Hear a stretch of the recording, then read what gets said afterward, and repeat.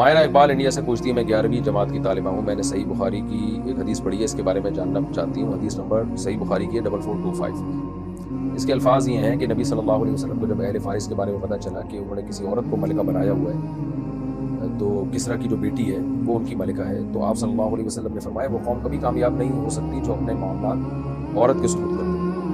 تو اس بارے میں انہوں نے پوچھا ہے کہ کیا اس دور میں خواتین کسی با اختیار عہدے پر فائز ہو سکتی ہیں؟ ابتدا اسلام میں کچھ خواتین قائدانہ کردار ادا کرتی تھیں، جیسے حضرت خدیجہ ایک کامیاب بزنس وومن تھی اور کسی حد تک اپنے ملازمین پر اختیار رکھتی تھی۔ کیا خواتین وزیر اعظم بن سکتی ہیں؟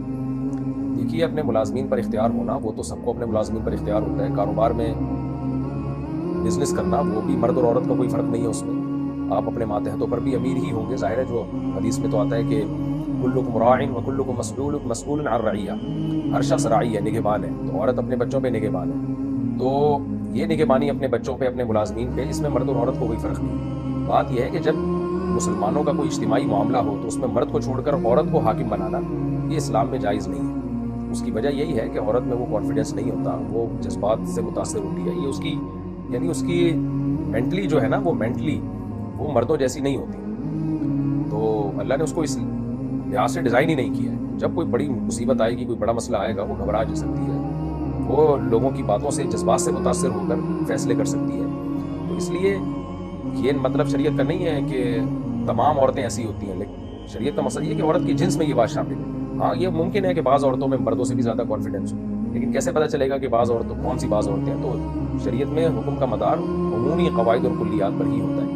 اس لیے اسلام میں اس کو پسند نہیں کیا گیا کہ عورت کو سربراہ بنایا جائے۔ اور یہ ایک میڈیکل سائنس اس بات کی معترف ہے کہ مرد اور عورت اس میں ایک جیسے نہیں ہوتے، مرد میں جو ڈیسیجن پاور ہوتی ہے وہ عورت میں نہیں ہوتی۔ لیکن بہرحال اگر کہیں عورت حاکم بن جائے تو پھر اس کی اطاعت لازم ہے، پھر اس بیس پر اس کے خلاف آپ بغاوت نہیں کر سکتے کہ چونکہ یہ عورت لہٰذا بغاوت کریں گے۔ اسلام میں حاکم بننے کے بعد کے اصول الگ ہیں، حاکم کے لیے سلیکشن کے اصول الگ ہیں۔ دوسری بات یہ بھی ہے کہ اگر کہیں عورت کی سلیکشن ہو رہی ہو اور دوسری طرف مرد کے حاکم بننے میں نقصانات اور بھی زیادہ ہوں، یعنی اس میں جو خرابیاں ہیں، وہ جو سوسائٹی کے جو سمجھدار لوگ ہیں وہ یہ فیصلہ کر رہے ہوں کہ بھئی ایک طرف عورت ہے، عورت کو بھی حاکم بنانا جائز نہیں ہے،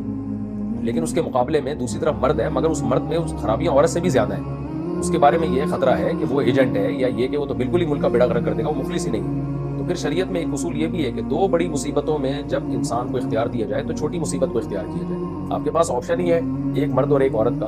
تو اور اس میں آپ کا خیال یہ ہے کہ عورت میں ایک عیب ہے کہ یعنی حاکم ہونے کے لحاظ سے کہ وہ عورت ہے، لیکن اس میں دوسرے عیب نہیں ہے، اور مرد میں ایک عیب تو نہیں ہے کہ وہ ٹھیک ہے مرد ہے لیکن اس میں کوئی دوسرے فالٹ ہے، پھر ایسے موقع پہ بھی عورت کو ترجیح دی جا سکتی ہے۔ پھر یہ نہیں کہا جائے گا کہ حدیث میں عورت کو سربراہ بنانے سے منع کیا گیا ہے، پھر یہ بھی تو ہے نا کہ فاسق آدمی کو اور 2 نمبر آدمی کو بھی تو سربراہ بنانے سے منع کیا گیا ہے۔ تو احون البلیتین کے اصول پر پھر عمل کیا جائے گا کہ 2 ٹینشنوں میں سے، جو 2 بڑی مصیبتوں میں سے چھوٹی مصیبت کو اختیار کیا جائے گا۔ اس کی مثال ایسے ہے جیسے فاسق آدمی، گناہگار آدمی کو بادشاہ بنانا جائز نہیں ہے اپنے اختیار سے، لیکن علماء نے لکھا ہے کہ ایک آدمی نیک تو ہے مگر اس میں امور سلطنت کی مہارت نہیں ہے، تجربہ نہیں ہے اس کا، اور ایک نیک تو نہیں ہے لیکن تجربے کار ہے، تو پھر تجربے کار کو بنایا جائے گا، اس لیے کہ اگرچہ وہ فاسق ہے لیکن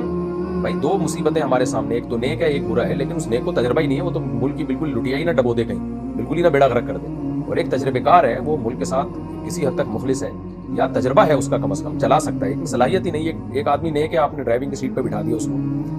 تو وہ تو فوراً کھائی میں گرا دے گا گاڑی، اور ایک نیک نہیں ہے لیکن چلانی آتی ہے گاڑی، تو اس سے امکان ہے کہ شاید ٹھیک چلا لے۔ جہاں 2 بڑی ٹینشنیں، مصیبتیں ہوں گی تو پھر شریعت کا اصول یہ ہے کہ بڑی مصیبت سے بچنے کے لیے چھوٹی مصیبت کو اختیار کیا جائے گا۔ اسلام میں عورت کا سربراہ بنانا اپنے اختیار سے جائز نہیں ہے، خلاصے کے جواب کا خلاصہ میں سنا رہا ہوں، اپنے اختیار سے اور عورت کو آپ سربراہ بنا نہیں سکتے، لیکن اگر ایک طرف عورت ہے، دوسری طرف آپ کو یہ ہے کہ اگر عورت کو نہیں بنایا تو دوسری طرف جو مرد بنے گا وہ اس سے بھی زیادہ نقصان کا ذریعہ بنے گا، تو پھر عورت ہی کو ترجیح دی جائے گی، ایک بات۔ دوسری بات یہ کہ آپ کے اختیار کے بغیر اگر کوئی عورت سربراہ بن گئی ہے تو جب بن گئی ہے تو پھر بہرحال اس کی اطاعت واجب ہے، پھر تو غلام جو خلافت کا یا حاکم کا اہل ہی نہیں ہوتا اس کی بھی جب اطاعت واجب ہے بخاری کی حدیث کے مطابق، تو پھر عورت تو بہرحال غلام سے تو 1000 گنا بہتر ہوتی ہے، تو اس کی تو پھر بھی بہرحال اطاعت کی جائے گی۔ غلام پر تو اپنے اوپر سرے سے کوئی اختیار ہی نہیں ہوتا، پھر بھی اگر وہ حاکم بن جائے کسی طریقے سے، شریعت کہتی ہے اسمعوا واطیعوا ورسول علیکم رجل حبشی، تو غلام بھی تم پر، رجل عبد الحبشی، غلام بھی اگر حاکم بن جائے نا تو اطاعت کرنی پڑے گی، حالانکہ غلام تو اپنی کسی چیز کا مالک ہوتا ہی نہیں ہے۔ تو اسلام میں حاکم کے اصول یہ چیز سامنے رکھی گئی ہے کہ ملک میں فساد پیدا ہو.